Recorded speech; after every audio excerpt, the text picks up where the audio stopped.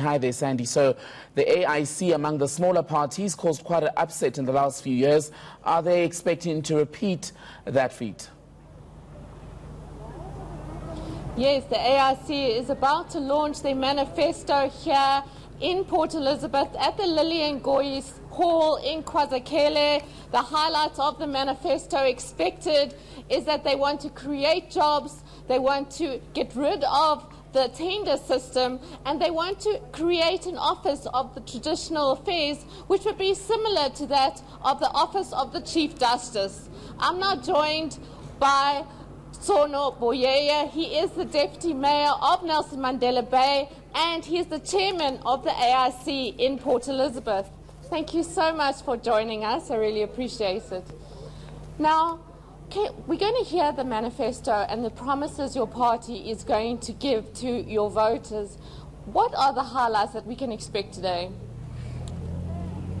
Thank you very much, Sandy, and to your viewers. And as you've just highlighted, we will be, the President will be focusing on what you've just highlighted, the issues that relates to obviously the issue of unemployment. You know, as a country we have a problem when it comes to serious unemployment.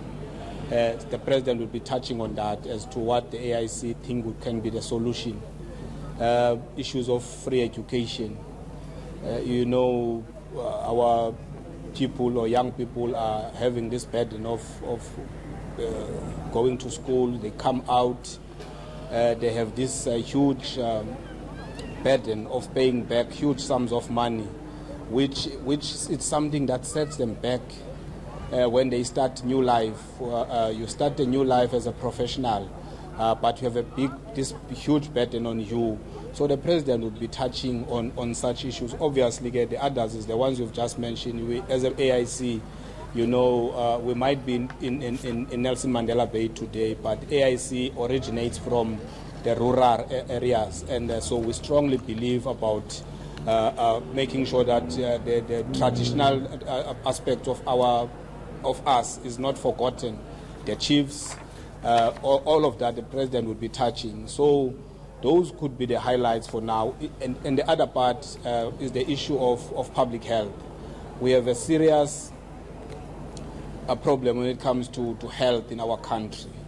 If the state of public hospitals is a disgrace, if I might put that way. Clinics, people they long queues in the mornings when they go to clinics, and we need to find a solution as a country.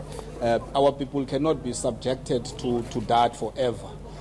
Now, the ANC has always said that the AIC has been piggybacking off their name and off their colours. What do you think of that statement? No, Sandy. As a party, we've always answered that question and said that is an insult. It is an insult to the voters of this country for people to be using that after AIC has been in existence for so long. People know what is the difference between the ANC and the AIC. AIC has been on the ballot papers for many a times. It cannot be correct to be at this time be using that argument as it's a baseless argument. Now people vote for AIC because they believe in what the AIC brings forward. So that is our view. We feel it just disrespects our people. Yes. Now, talking about the ballot paper, there has been a dispute with the IEC. Has your party resolved the dispute about your placement on the ballot paper? No. That part, Sandy, the President will also be dealing with today. It is an issue that is with the President, and where the President will be touching on it to say, when you start a game, there are rules.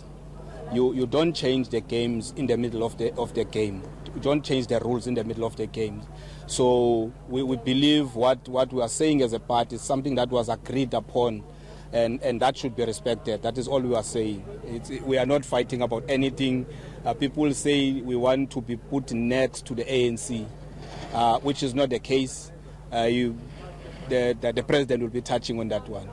Thank you so much for joining that. That was Nono Buyeye, the Deputy Mayor of Nelson Mandela Bay and the Chairman of the AIC in Port Elizabeth, just touching on what will be expected in the manifesto launch, which will be coming up soon.